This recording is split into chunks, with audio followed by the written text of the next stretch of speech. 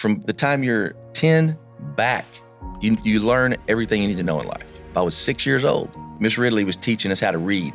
I got to mine and I read, stumbled and stammered through it. And Miss Ridley, she goes, Michael Ray, get up here. So I ran up to the front of the class and she said, read that again. She handed me her book. So I stumbled and stammered through it again, and she grabbed that thing out of my hand and swatted it. 6 years old, and she said, I swear, boy, you're dumb as a box of rocks. Go sit down. So 6 years old, you are ingrained with this concept. Yep. I still lean into that today. I still sometimes feel that. If I have to read anything, it's over to this day. Right. But it taught me how to communicate, taught me how to listen. So it taught me how to survive.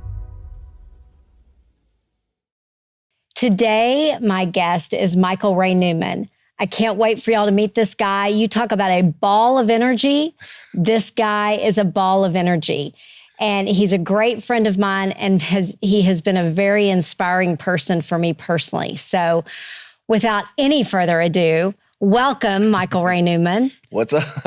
Ball of energy, huh? Okay. Yeah, like you know you are. You know you are. Yeah, a little bit of me goes a long ways, what my brothers say. So be careful. Get loose. Tell me, who is Michael Ray Newman today? Oh, I'm a dad, number one, and I'm a grandpa now. Oh my, yes you are. I had Presley, my oldest, had her 2-year, Hollis, my first grandbaby girl, had her 2-year birthday the 15th of this month. Oh my goodness. And my son is having his boy on the 23rd of February-ish, named Coy. Wow. So I'm about to be a grandpa 2 times Twice. over. That's excellent. Yeah, Excellent. So I'm pretty excited about it. I'm very excited about it. All right. So what do you do for work?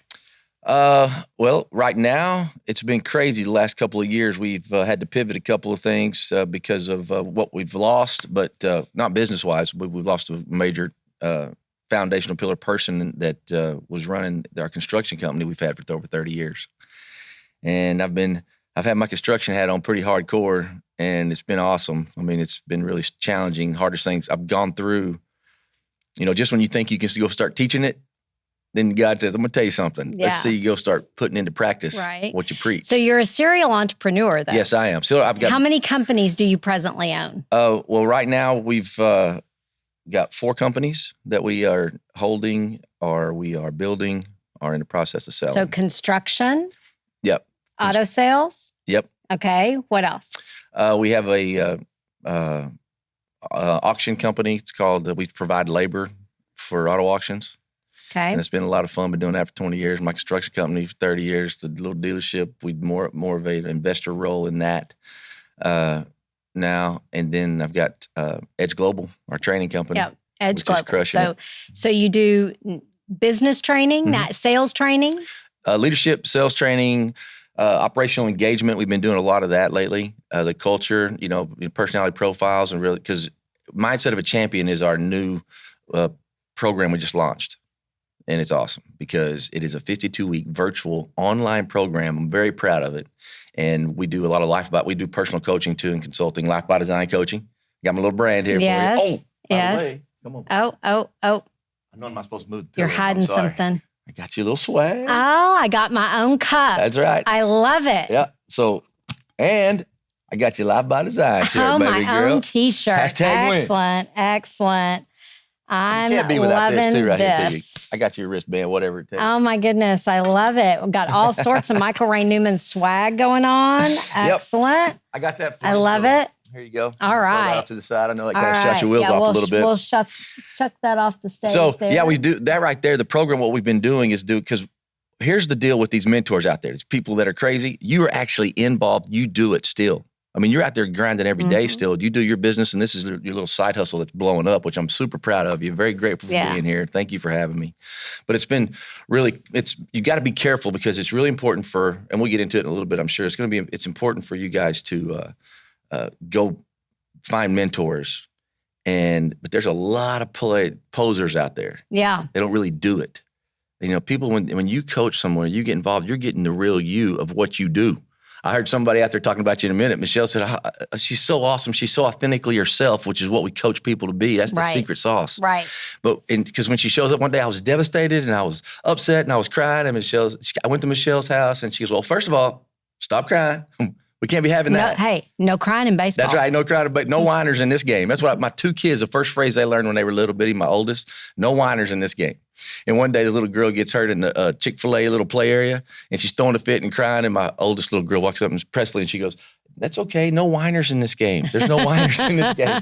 So that's what you're authentically you. But she said you changed her. That right there changed everything for her. She went from being a victim to a survival mode. And that's what we talk a little bit about that too. So we coach that, we teach that. And it is life by design, which is a whole thing of whatever it takes, when, now, and to understand this. People talk about, I'm building this so I can leave my legacy. Bull crap. Let's live the legacy. Yes. Let's get out there and live do it. Ring the rag. And it's life. It is a life by design. So Edge Global is the main company with the motivational. Yep. I got portion. Edwin Britt. We do a lot of keynote speaking. We do a lot of we do business training. Like I said, leadership, sales training. And what we found out with Mindset of a Champion is people are out there hitting their quota, chasing their championships, and they don't really lean into the process. And it is a journey. You never arrive. You know that. Right. So we teach, that's what we teach. Lean into the process. And it really, instead of pointing fingers at everybody, let's get on the same page. Let's all play from the same playbook. And we've really been like I said, my voice is gone I've been doing 3 days of training. So it's been a lot of fun. And you're headed to another one tonight. Yep, heading out this evening. So, okay. So let's switch gears just a little bit. Okay. I want to deep dive on Michael Ray Newman. Man, that makes me nervous. I know. But you knew it coming in. So, all right, where were you raised? Well, Wichita Falls, Texas, out there, a little town called Valley View, Kameh, Iowa Park area. And then my dad realized that there was 96 people in the town, and there wasn't a lot of, the average household income was just above or just below the poverty line, depending on the price of oil that day. So he had the foresight to get the heck out of there. Moved to Dallas, went to South Dallas, wound up in Oak Cliff, Texas. And he was busting flats and cleaning out the mobile building in Dallas at night as a janitor. Yeah. And we finally hit the lottery, and he got a great job at General Motors, working on the line. And we had like benefits, and we could eat 3 meals a day. What high school did you go to? Duncanville High School, because we got a little older, moved a little further south, and bought our first house. Yeah. And it was awesome. Went to Duncanville High School here in Texas. And siblings? I've got 2 siblings, brothers. I'm the oldest. Yeah. And like I said, they say a little bit of me goes a long way. It's Bruce is my just younger than me. And then Brandon is our baby. Yeah. We're all in the same business, and all those guys run that we built businesses together over the last 30 years. So I know a lot about your story. I've heard you tell your story, but I wanna take a breath and move through it as if I don't know about it. Okay. So one of the things that I want to talk about is that time, or maybe multiple times, where you had that lowest of the low moments. I mean, we've all had them. And if you haven't had them, you just haven't lived enough yet. That's right. So, and in that moment, when life kicks you in the teeth and you're down in the ditch and you're down in this, you may even think it's a well that you'll never get out of, right? And you're looking around and you think you're alone and you're hopeless and it's dark and there's nowhere to go from here. Have you ever had one of those moments? I've had many of them. Well, tell me about the first one. Oh. Set the stage. It's going to be crazy, because I'm going to tell you the first one and you're going to be like, what? I mean, the first one that I can remember in my life, I was 6 years old.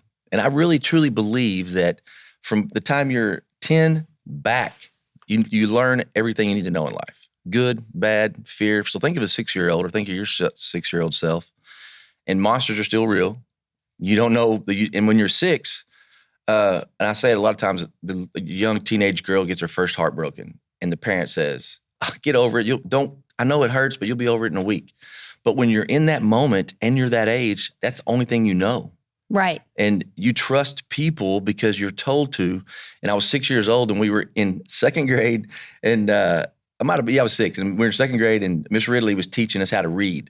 So they started at the very beginning of the classroom, and I was a very outgoing kid. I mean, I wouldn't imagine. Yeah, I mean, if you didn't guess it, I didn't grow into this. It's just been like that. I can't help myself. So I'm sitting in class, and they said, okay, we're going to start over here on the right, and Sally's going to take the first chapter, and then the first paragraph, and then Billy, then Bobby, then I'm at the back. And I'm like, okay. So I started reading. They got to me. I don't know, have you ever, at school, you ever done that though? And they still do it today. I've asked some youngsters. They do still pick to read. Yeah. And they go paragraphs. And I got to mine and I read, stumbled and stammered through it. And Miss Ridley, she goes, Michael Ray, get up here. So I ran up to the front of the class and she said, read that again. She handed me her book. So I stumbled and stammered through it again. And she grabbed that thing out of my hand and swatted it. 6 years old. And she said, I swear, boy, you're as dumb as a box of rocks. Go sit down. How did you feel in that moment? That right there was crushing. Because to be told you're dumber than a box of rocks. Yeah, think about a 6-year-old. And what happened, some people laughed. And there were girls that felt sorry for me. Right. So the rest of my life, what was I when I walked into school? Yeah. Dumb as a box of rocks. Now, what it turned out to be is I was dyslexic. We didn't know it back then, but it taught me how to communicate, taught me how to listen, and it taught me how to say to the smart girls in the class, get her up and get a little help when I needed it. So it taught me how to survive. And you go into survival mode. So at 6 years old, I didn't go and tell my parents that because my mom and dad liked me. They were telling me I was smart, right? And my teacher who was in that moment told me I was dumb as a box of rocks. So it's funny because later on in life, every time somebody said, okay, we have to read out loud today, we're going to take a paragraph. And I'd be like, oh man, no. It was like instant sweat, heart attack. Yeah. And I'd be counting like 1, 2, 3, 4, 5 people, 1, 2, 3, 4, 5 paragraphs. And then the girl right in front of me, every time she'd say, that was a short one, read another one. Dang it, I'd be trying to memorize that paragraph. And I always like, it was brutal. So 6 years old, you are ingrained with this concept that you're dumb as a box of rocks. And I did. I struggled major in school, didn't know what it was, and they got older now. And my son has it too, but they have different strategies now, and they teach a process. Sure. And you lean into it. But back then, we didn't know. No, we didn't know it. And 6 years old, that was the first moment. And I still lean into that today. I still sometimes feel that I'm that 6-year-old kid again, and I get insecure about certain things when I go somewhere because if I have to read anything, it's over to this day. Right. I've talked to thousands and thousands of people all across North America, and I never read anything. I memorize even my little little slides, your PowerPoint. If I've got a quote up there, I memorize it because there's no way I'm going to try to read in front of somebody. So what's the next time that you felt like you were in that well? Okay, right after that, it's pretty rough before 10 years old, but I love playing football. And I went in there, and this is one thing I think I want to tell this story because it's about my mom and what she was and how she was about to do this. I love telling this because she's an amazing woman. First of all, she got pregnant when she was 16 years old with me. Thank you very much. Hi, Mom. I know you're going to be watching this. And I can always count on my mom, Nana. We call her Nana now, showing up to one of my events, or she'll be the first person to quote on my Facebook every time, or whatever I'm doing. She's my biggest supporter. But and that's the reason I think that I've been successful is because of things that her and my dad inadvertently poured into me. Yeah. Because she was a high school dropout. She got pregnant, had to get married. They're still married to this day. And when I was 7 years old, I loved playing football. Anybody you ask, I was going to be a professional football player. I'm going to play professional football. It's going to be awesome. Well, also, I was very small. So when signups came for the first time, they passed it out at school, the little flyer. And I hustled home to my dad. I was so excited. Look, Mom, look, Dad, I'm going to start to play football. And they huddled up together on the side over there, and I was bebopping around. And I was like, what are we waiting for? I've been talking about this since I could walk. Let's go. Yeah. And they said, okay, well, here's the deal. This is what my dad said. He said, boy, I'm going to let you go play football, but you're not going to quit. And you're going to go to every practice. And there's going to be days that it's cold and you don't want to go. It's going to be hot and you're not going to want to go. You're going to want to stay and play for your friends and watch your cartoons, but you're going to practice. Now, you can stop playing at the end of the year, and that's okay. That's not quitting. That's retiring. So I said, all right, Paul, that makes sense. And my mom said, go ahead. Well, the reason they were so hesitant is because I was a runt. I was 5 foot when I was a freshman in high school. And now, after I graduated, I got, better than 6'2". So I did grow eventually, but I was so small, and I was at that time a lot smaller than the kids. And I rolled up there, and my dad gets out of the car, and he's got the checkbook, and we're at the tennis courts up there on the little football field, and I sign up, and the birth certificate, and the old coach looks around my dad, and I'm standing there, and he goes, he looks like he might be a little too small to play. You probably should bring him back next year. And he slid that check and birth certificate back over to my dad.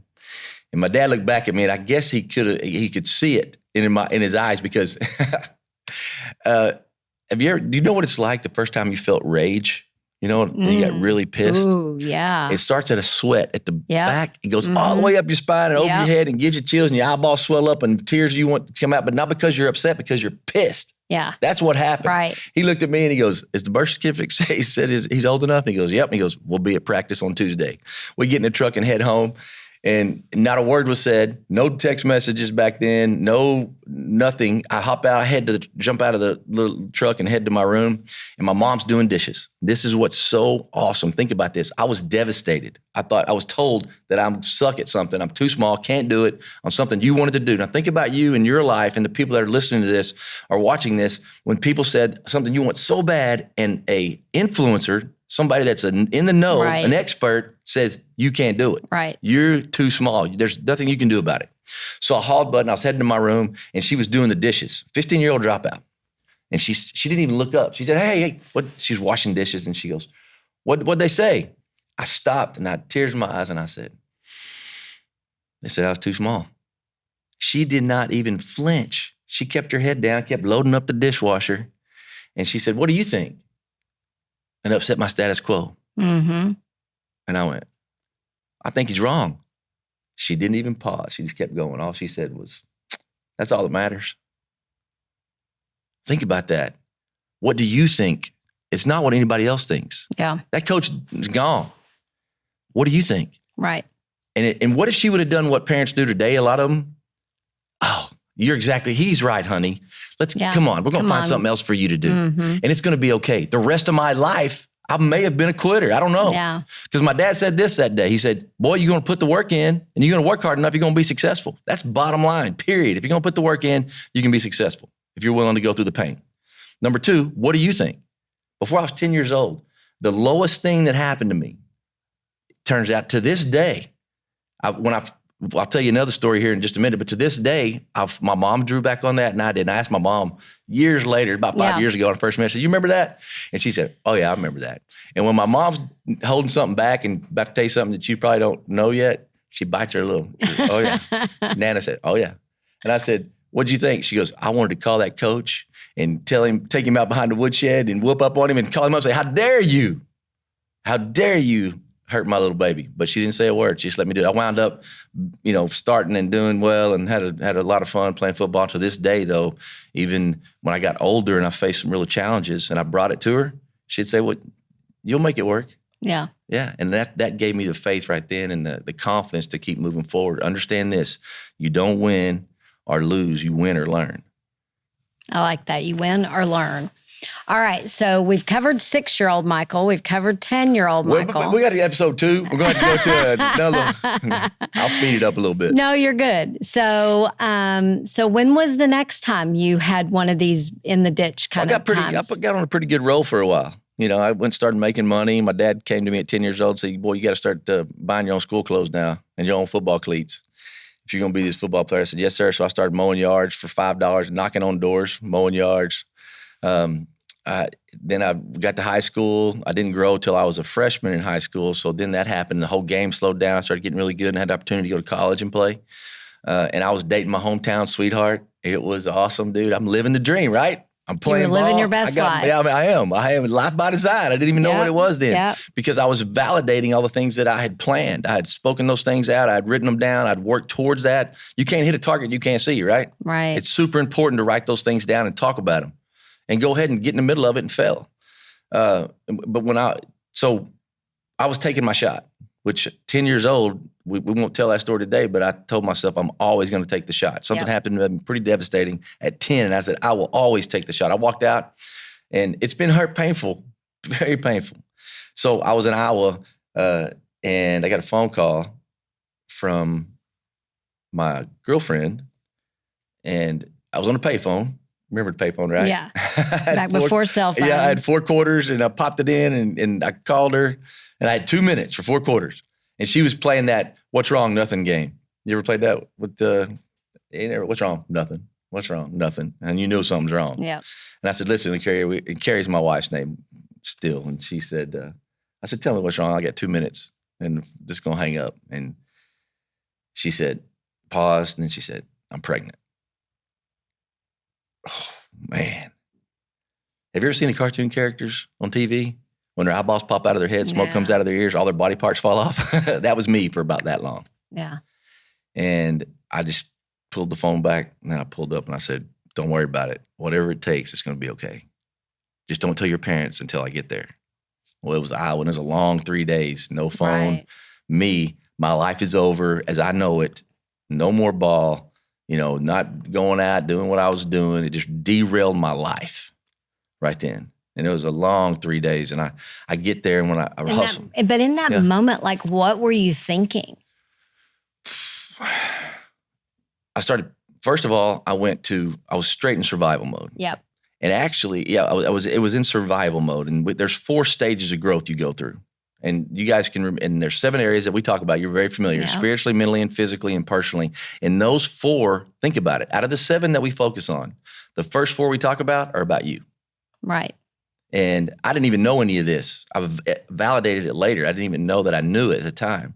So survival mode is, and there's 4 stages of life: survival, stability, success, and significance. We'll get there. Yeah. So I was in total survival mode. At first, I was in victim mode. I wasn't even in survival mode. Right. I was fight or flight.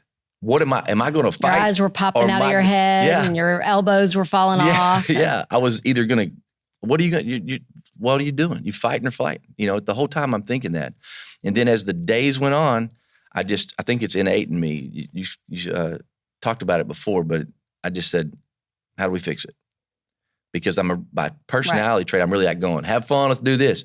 But by my environment as a kid, you got to take care of your brothers. Right. You got to buy your own clothes. So you went into problem-solving mode. I went right into my D, which was my problem-solving mode. So I started thinking how I can put this thing back together. Yeah. My life. So that's where I stood there. So you drove. Got home, hustled back to the house, went straight up to her apartment. I ran in, and she was in a fetal position over in the corner. Oh, gosh. Bawling. And she was like, have you ever cried like that? You know what I'm talking about? That kind of cry? Well, it sucks when you're doing it, but when you see somebody that you care about and that you love doing it, man, it just breaks your heart. Right. I was like, what's wrong? I don't know if something happened to the baby or what happened. Right. And she said, I told my parents. I was like, oh. I was like, that's the only thing I didn't want her to do is tell her parents. And I said, well, what'd they say? They said, and pause for 1 second. She's very affluent. They come from the right side of the tracks in our hometown. They're like very well off. I come from not the wrong side of the tracks. Yeah. And they loved me when we were dating. They bought me more Christmas presents than she got. They followed me around, watched me play ball. It was just awesome. But in that moment, I said, what'd they say? And she said, they said, if I marry you for the rest of my life, I'll have to buy my clothes from Walmart. Ouch. I was like, oh, no problem. We got this.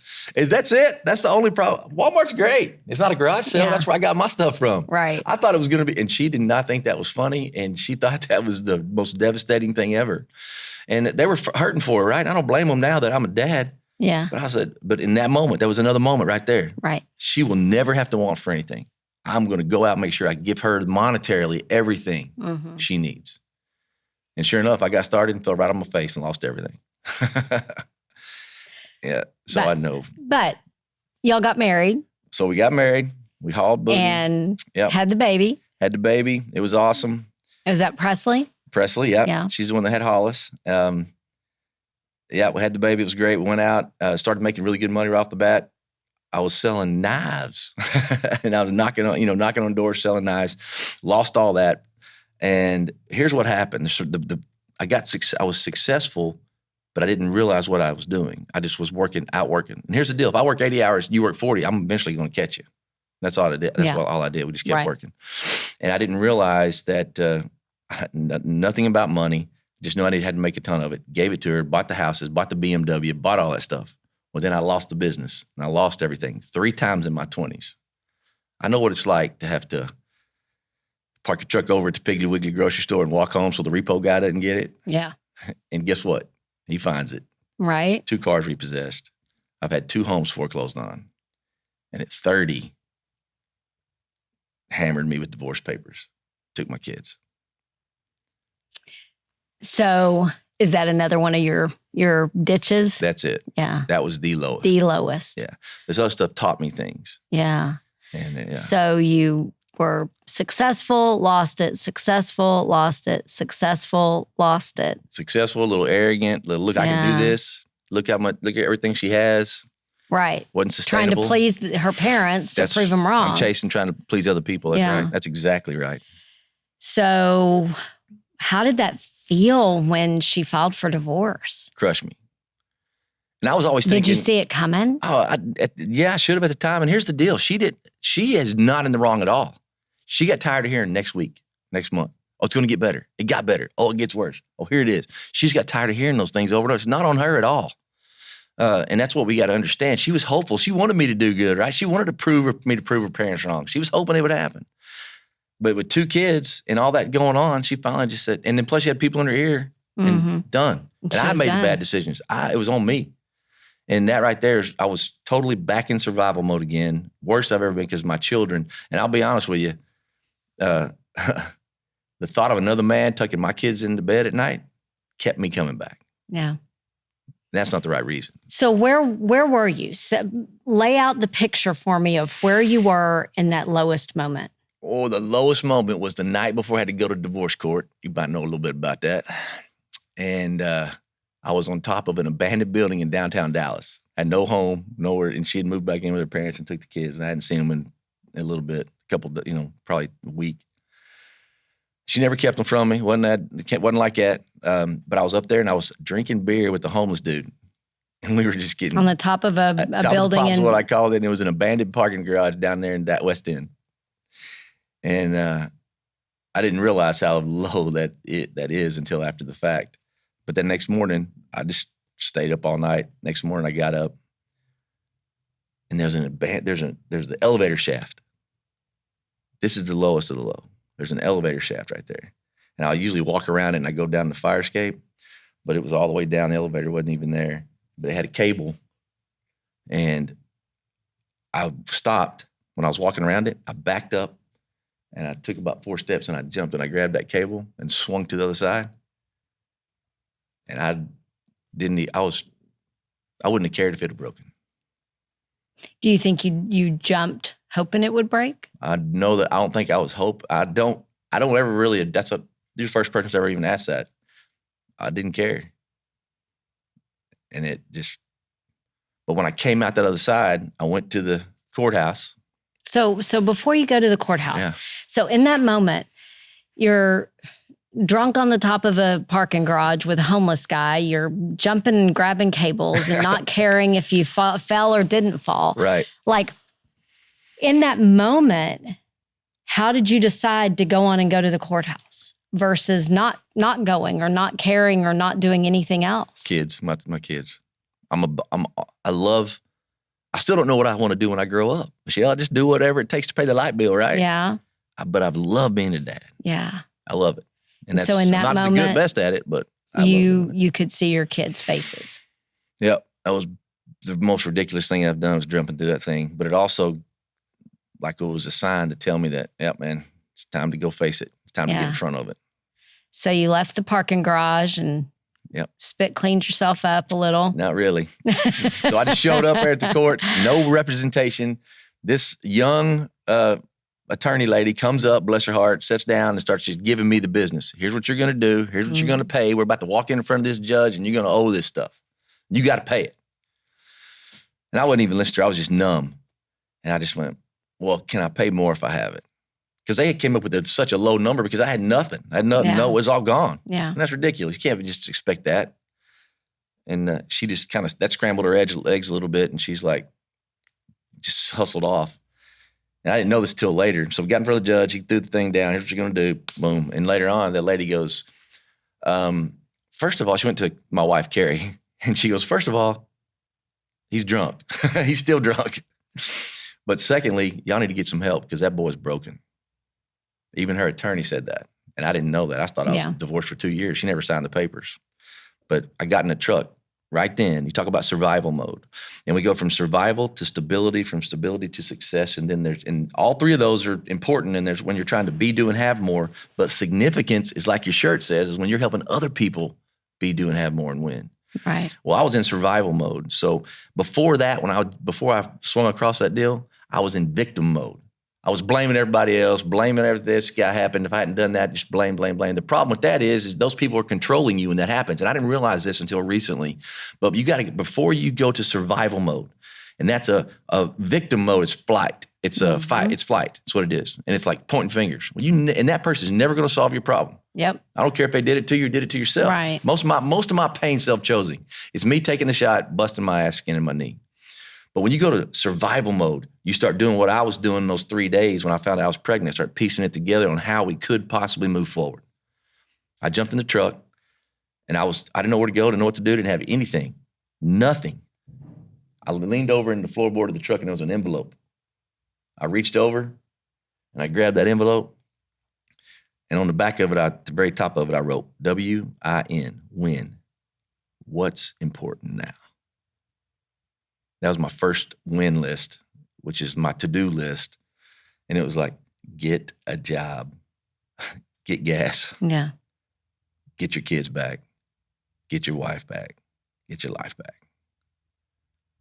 Do you still have that envelope? No, but what's really cool is I have the planner that I finally got started generating some cash. I've always been able to hustle and make money. And I bought a planner, and I had my win list on Monday. I just write win list. It's a to-do list. Some things are bigger than others. And I do the hardest thing first, the hardest conversation first. And I get in front of people, and I'm just like leaning into it. On the very front of that, I wrote from that envelope to that. You've seen it, right? I've carried it around, and I wrote those exact things on my first win list. So you leave divorce court, you get in your truck, you write down on an envelope, basically these survival tasks of get a job, make some money, get your kids back. Yeah. She started letting me, and I decided that day too, she started letting me sleep on the couch in the house that her parents had bought her. Oof. I hate to even, thank goodness for them. Yeah. But also, that was humiliating. And I was humbled, and I said this. And I remember fighting with her before this went bad when we were just going through stuff. I remember saying, I'm sick of it. I'm going to go halfway. That's it. I'm not going to come here. I go all the way all the time. I do all these things for you. And you don't, I'm going halfway. That's all I'm doing from now on. And then that day, when I first started seeing her again and getting back in front of her, I said, I'm going to go 100%. I'm coming all the way, whatever it takes. WIT, I'm going to do whatever it takes to make this thing work, to get my kids back. And so what happened was, I'm like that old country song they say we used to play those records backwards. When you play a country song backwards, you get your kids back, get your wife back, get your dog back, get your life back. And now I went back to work. We've built several companies. We've been, they've been devastated, but we've had, one of them's always doing well. Yeah. And when I was 45-ish, we sold one of them for generational money that we invented, and we hit our big home run. And it's pretty awesome. I was in California doing a talk training on how a Fortune 500 company bought it, this technology, and I had to train people. And I was in California when the wire hit. The attorney calls me up, and I had forgot my socks that day. I had all my fancy clothes, but I forgot my socks. So I was doing a presentation with no socks on. As soon as the break came, the attorney calls, my banker calls. Hey, congratulations, man. The wire just hit. If you need anything, let me know, right? It was awesome. And I jumped, and I called Carrie right away, and I was like, hey, and she didn't answer. So I jumped in the truck, and I was going to drive to get me some socks. This is funny.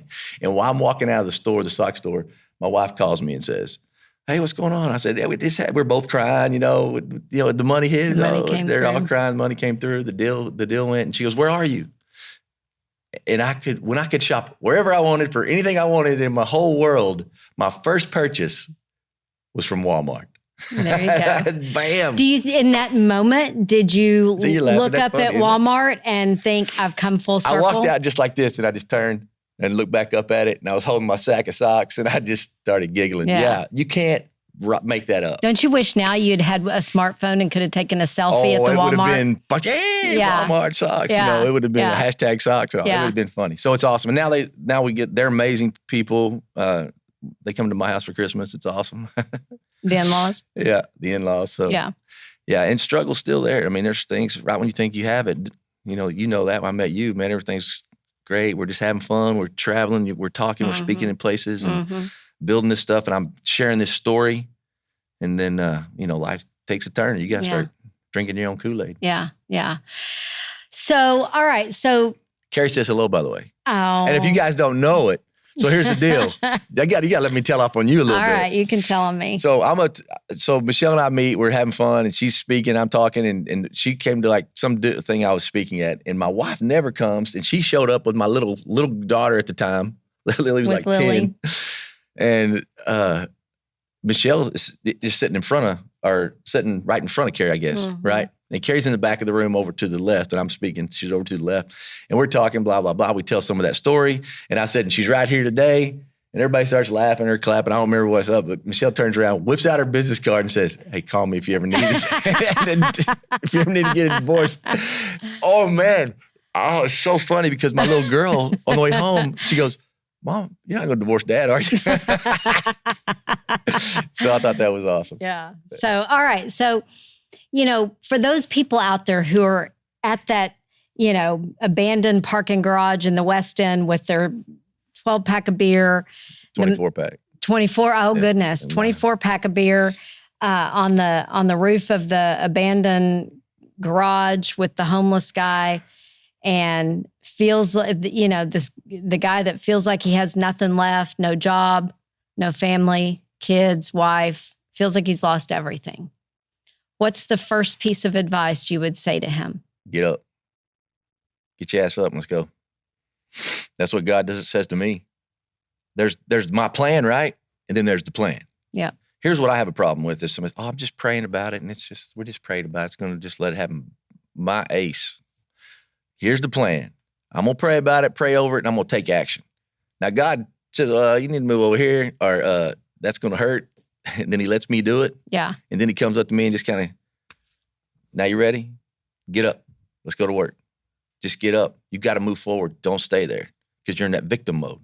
It's time to go to survival. It's time for us to fight. It's time for us to move forward. It's time for us to take a step. It's time to rally the troops, the people around you. And if the people around you are not the right people, get new people. Yeah. And if you need help, ask for it. And if you don't, prove it. My dad told me that. And that's what we're going to do. I'm going to prove it. Now, the problem I have, and this is what some of the guys have, and some women now too, you women are so strong, much stronger than men. We're wusses. Is that you don't get help. Yeah. You don't get the right kind of help. And if you can't, and ladies take care of the family and the job and all the people around them and tugging on them all the time. And us men get sick and we're like, oh, honey, I got to, just act like and you're just like, get up and take action. You've got to do that. Get new people. And if you need help, ask for it. And if you don't, prove it and pour into yourself. Build into you. That's super important. That's the first step. So I asked you for one step and you gave me like 15. I give you, I'm sorry. You are over-delivering, man. I know it, man. Because, and I'm coaching like this too. Everybody's like, oh, these people come in and pay for coaching. And then, we're doing 4 sessions. We wind up doing 10 and I'm there longer. I just, we just got to, you can have everything in life you want if you help enough other people get what they want. And it's so hard to do things like, so give me one thing. Give me 3 takeaways. Yeah. That's tough to do. Yeah. No, I get it. What would you tell your 18-year-old self? I saw that you sent me that. That's cool. Yeah. I would tell that guy, it's going to hurt. Get ready. But you learn. I don't think that's right. It's only hard till you learn it, which is the name of the book. And you can get the ebook. So we'll you kick my butt. We'll get to that. All right. She put her book out. I said, everybody needs to write a book. You need to write a book. Oh, yeah. Bam. Guess what? Talk about my book. 12 Chicken Alligator right there. Yeah. Boom.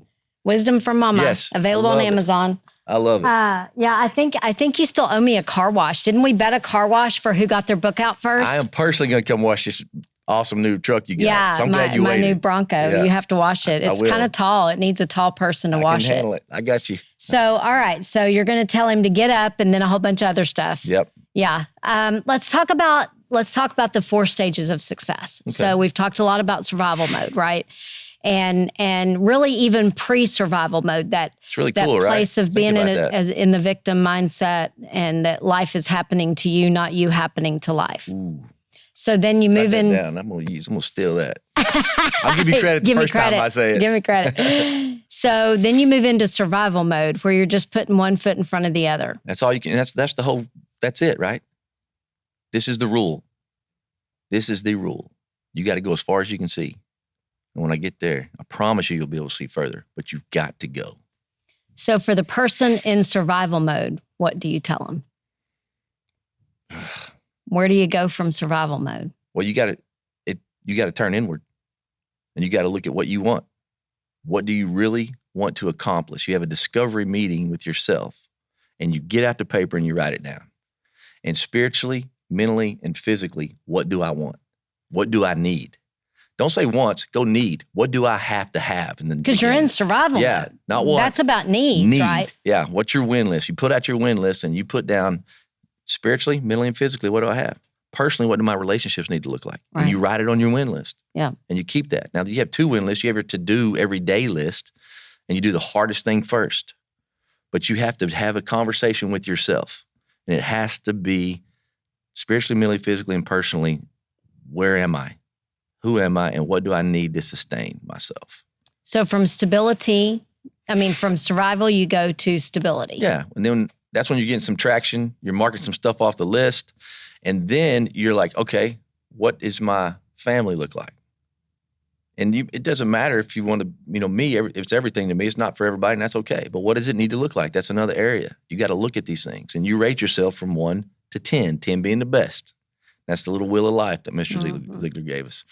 So when you get to that point, then you look at your career. But when you're in survival mode, it seems like it always comes back to money first. Yeah. And I have that last when I got to stability and got to success, it flipped. The money was not as important because I had it. And I don't care. If I got $5, you can have 4 of it. And in college, you can have all of it as long as I can get a 6-pack of tacos and a 12-pack of beer. I'm good. Money means nothing to me. Right. Which is not good. I mean, that's not the right mentality. We have to pay attention to all 7 areas. And financially, I've had money and I hadn't had money. I'll promise you it's better to have it. Yeah. It's reasonably close to oxygen, right? So you move from survival to stability, from stability to success. All of those are inward. Mm-hmm. All of those you do to and for yourself. Yes. And I'll never forget the first time I ever met you. The first time I ever met you, you and Edwin were speaking. And I heard, I think it was actually Edwin who said it, but you both had said it, that success is something that you do to and for yourself. But what comes after success, right? And what comes after success is being significant to others. And in that moment, it just made such a difference in my life. Like it was one of those turning points of life that Malcolm Gladwell talks about, just a turning point for me in that moment that we go from success, when you think you've done everything you can do and checked all the boxes in your career or whatever, then what's next? Well, what's next is pouring into other people and being significant to other people. And that just made such an impact on me that I even had a shirt done about it. I love that. That I need success is winning, significance is helping others win. Absolutely. And then, the other thing that you said in that moment when you and Edwin were on the stage the first time we ever met was whatever it takes, that you just do whatever it takes. No excuses. There's no excuses in that. Mm-mm. There's no, I can't because my 6th grade or my 6-year-old teacher told me I was dumb as a box of rocks, or because the football coach told me that I was too small. You just do whatever it takes to be successful or significant to others. Those 2 things really, were so impactful for me in the message that you share with many people. Mm-hmm. How many people do you think that you've impacted? Oh, I don't know about impacted, but we've been exposed to a lot. Millions? Yeah, for sure. Yeah. We've been really blessed when it comes to that. What's your average audience size? Oh, we do a lot of small trainings, like for companies. We've been doing mostly that since COVID. We didn't do any public, but we were, we're clicking feet that we've spoken to a lot of people. It's been a lot of fun. How long have you been a motivational speaker? My whole life. Come on. No, I started about 5 years ago with Edwin Britt. Edwin Britt's amazing. He's awesome. He actually shared the stage with Mr. Zig Ziglar. If you guys look him up, he's pretty impressive. And we started this journey probably 5 or 6 years ago now. Yeah. It's been a lot of fun. And impacted millions of people. We got a lot more to do, that's for sure. And I love the way that you said that's my significance right there. That's my win, what you just said. When somebody comes up to me and says they've done it. And what's more important, I hear people all the time say, oh, you changed my life today. You told me this is going to be great. But they don't ever tell me what they're going to do. Yeah. the action. You said, I'm doing this, and you did it. Girlfriend, doing it. You are doing it. Look at this. Yeah. I mean, I got, that gives me chills. I'm so, that right there, Yeah. that's my juice right there. And remember, I said it earlier, but the journey's more fulfilling than the end. My goal was to make generational money is what I called it. I always want to impact generations of my family. And that's what that was the goal. That was the goal. That was the goal. Got to do it. Kept working. Then I did it. And I remember that night after going to Walmart, went out and ate the biggest tomahawk chop steak in the history of California. It was awesome. But at night, at the end of the night, I went to the hotel. I went to the top of the hotel where they had a pool up there. And I walked out and I was like, now what? Now what?